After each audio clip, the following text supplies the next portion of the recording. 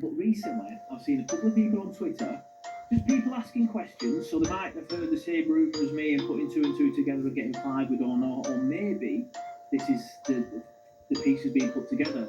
Is Joe Geldart at Leeds United? I've seen a couple of people ask Nixon, or is anybody, is this true about Geldart going to Burnley from Leeds? Seen another guy put Joe Geldart and a question mark, and I'm thinking maybe he's one of the Leeds guys then. Who knows? Who knows? Again, take all of this, when it's just me chatting like this, massive pinch of salt, huge pinch of salt, and I would expect you to do that just now. I have no source, I do, I spoke to someone that's not going to be them, but I have no source to bring on screen, no credible journalist to put on screen, or anything like that, just people asking questions. Now, I did speak to someone earlier today and said, oh, I've heard maybe, some people saying we're looking at Joe Geldart, and he was like, no, rubbish, don't want him. He was in a Hull side last season that got promoted and scored 15 goals, in 14 of them in the Championship. Let's not turn our noses up at players that did well in the Championship last season and got promoted out of the Championship last season, and that's what they're trying to achieve this season. We can get somebody like that, score 15 goals, probably in sort of like a wide forward area. So I wouldn't have him as the main number 9. Hopefully that would be Zian, but again, we'll see. I don't see any of our current wide forwards scoring 15 goals this season. Maybe Trevor if he gets a proper run in the team and applies himself correctly and doesn't get injured. And Bernal if he comes back in time. But obviously Bernal played through the middle against Ajax, so again we'll see. Geldart, again, Iron, similar sort of player potentially.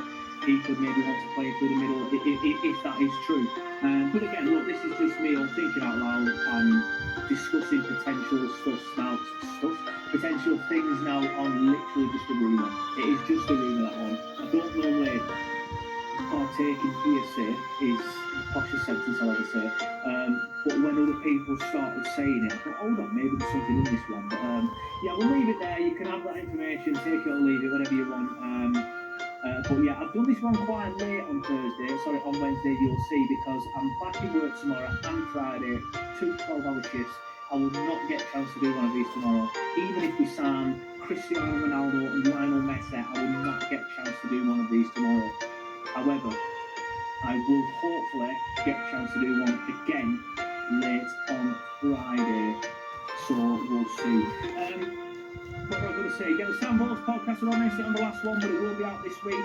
And the pre-game shows are back, dropping early tomorrow morning. So if you listen to this now on Wednesday evening, then we will be dropping tomorrow morning, or the pre-game show. If you listen to this now on Thursday morning, the pre-game show is probably already dropped. It probably is ready for you to watch straight after this. But yeah, the content is coming thick and fast as well. Get a chance to do a Palace Daily News tomorrow. Obviously, I need to record it tomorrow, and I won't have time. And if I do it on Friday, it will be late after work. But thanks everyone for watching, thanks everyone for listening. We'll see you next time. I wonder if Paul can say something. Presented by Compare. It's funny how everything's working fine until the Wi-Fi isn't. Internet shouldn't be hardware. It should just work, right? At Opus Broadband, we keep things simple. Fast and reliable internet, a price that stays put, and real people on the phone when we need help. No nonsense, no fuss, just solid broadband done right.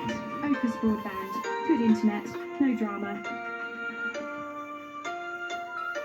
Dr. Abdul Wahid is leader of a controversial Islamist movement which glorifies the mass attacks and chanted the jihad on the streets of London.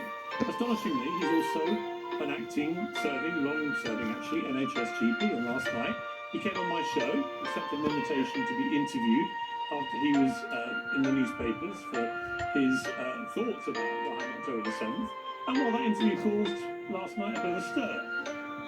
Do you think Hamas are a terror group? I believe it's a resistance to Okay. Do you think what they did on October the 7th was a terror attack? I believe that if civilians got killed on that day, it is appalling. It is appalling. You're a doctor, man. It's appalling. You're a doctor. I also believe 1,200 people got massacred. Well, very clearly, Dr. Wahid cast doubt on whether the atrocities on October 7th even took place. Also clearly questioned whether any civilians had been massacred. He believes that Hamas attacks were an act of resistance and the people who did it are not terrorists, but they're fighting a resistance. I don't think they were. 1,200 innocent people were killed that day. Women were raped, babies and the others were kidnapped. Some people were beheaded. It was a medieval orgy